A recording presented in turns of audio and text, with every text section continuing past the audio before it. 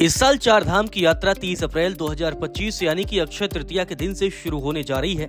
अक्षय तृतीया के पावन अवसर पर गंगोत्री और यमुनोत्री धाम के कपाट सुबह 10:30 पर खोले जाएंगे।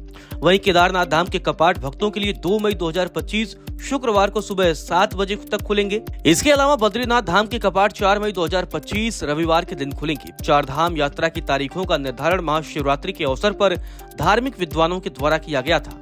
चार धाम यात्रा में हर साल लाखों श्रद्धालु आते हैं। भक्त इन पवित्र धामों में जाकर मां गंगा, मां यमुना, भगवान केदारनाथ और बद्रीनाथ के दर्शन करते हैं। चार धाम की यात्रा शुरू होने से पहले श्रद्धालुओं को अपना रजिस्ट्रेशन कराना होता है। रजिस्ट्रेशन ऑनलाइन घर बैठे करना होता है। इतना ही नहीं, केदारनाथ और बद्रीनाथ में ऑनलाइन पूजा का भी रजिस्ट्रेशन होता है।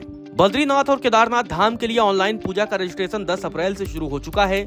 जो श्रद्धालु घर बैठे केदारनाथ धाम और बद्रीनाथ धाम में पूजा करवाना चाहते हैं, वह बद्री केदार मंदिर समिति की वेबसाइट badrinathkedarnath.gov.in पर जाकर ऑनलाइन बुकिंग करवा सकते हैं। ऑनलाइन पूजा करवाने वाले लोगों के नाम से न सिर्फ पूजा की जाएगी, बल्कि उन श्रद्धालुओं को उनके एड्रेस पर केदारनाथ और बद्रीनाथ धाम का प्रसाद भी भेजा जाएगा।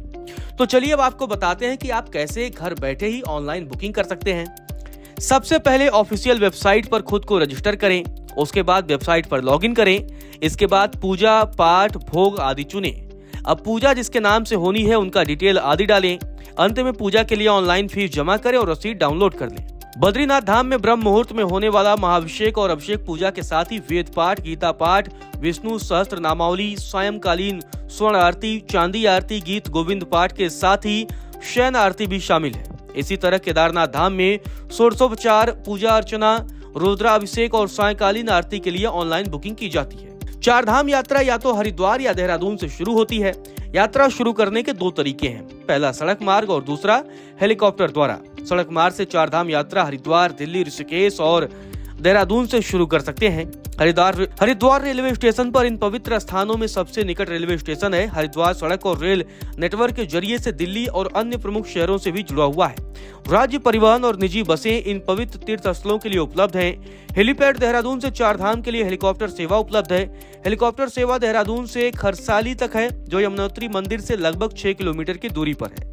हरसिल हेलीपैड गंगोत्री मंदिर के निकटतम हेलीपैड है, जो मंदिर से 25 किलोमीटर दूर स्थित है। बद्रीनाथ और केदारनाथ धाम के हेलीपैड भी मंदिर के पास स्थित हैं। चार धाम यात्रा श्रद्धालुओं को चार महत्वपूर्ण तीर्थ स्थलों पर ले जाती है। यमुनोत्री, गंगोत्री, केदारनाथ और बद्रीनाथ ये हिमालय स्तर धार्मिक महत्व रखते हैं। चलिए अब आपको इन चारों धामों के धार्मिक महत्व के बारे में बताते हैं। सबसे पहले बात यमुनोत्री की करते हैं।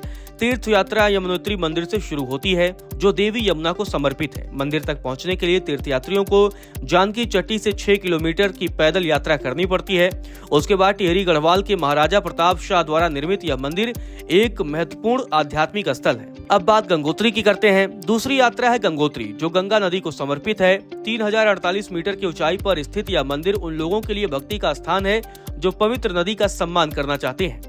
तीसरी बात अब केदारनाथ की करते हैं। तीसरी यात्रा केदारनाथ की है। भारत के 12 ज्योतिर्लिंगों में से एक है केदारनाथ। 3548 मीटर की ऊंचाई पर स्थित यह मंदिर हिमालय से घिरा हुआ है। मान्यताओं के अनुसार मंदिर मूल रूप से पांडवों द्वारा बनाया गया था और बाद में आदि शंकराचार्य द्वारा इसको दोबारा बनवाया गया था।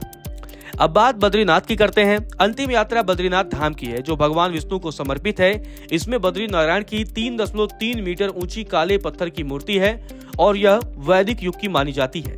तो अगर आपको ये वीडियो पसंद आया है तो कमेंट में जय केदारनाथ, जय बद्रीनाथ जरूर लिखें।